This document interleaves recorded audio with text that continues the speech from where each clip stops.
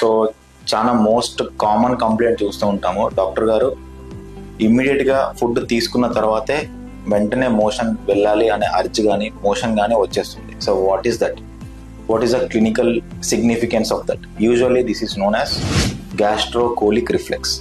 ఇది చిన్నపిల్లల్లో ఇన్ఫాంటైల్ స్టేజ్లో ఎక్కువగా ఉంటుంది. అదే మనం చిన్నపిల్లలకి పాలు కానీ ఫుడ్ కానీ ఏదైనా పట్టించిన వెంటనే వాళ్ళు మోషన్ పాస్ చేస్తారు. This is the gastrocolic reflex.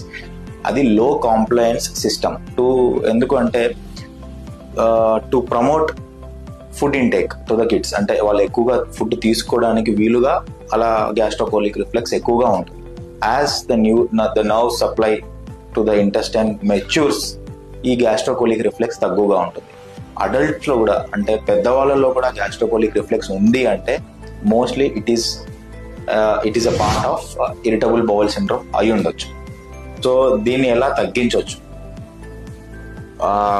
Fibre rich diet తీసుకోవడం వల్ల, probiotic rich food like buttermilk, curd and bananas, grapes, dry fruits ఇలాంటివి తీసుకోవడం వల్ల, ప్లెంటీ ఆఫ్ వాటర్ ఎక్సెస్గా తీసుకోవడం ద్వారా, అండ్ యాంగ్జైటీ, స్ట్రెస్ దీన్ని controlling like daily physical activity, meditation ఇలాంటివి, యోగా ఇలాంటివి చేయడం ద్వారా, అవాయిడింగ్ ఎక్సెస్ కాఫీ, ఆల్కహాల్, వీటి ద్వారా ఈ గ్యాస్ట్రోకోలిక్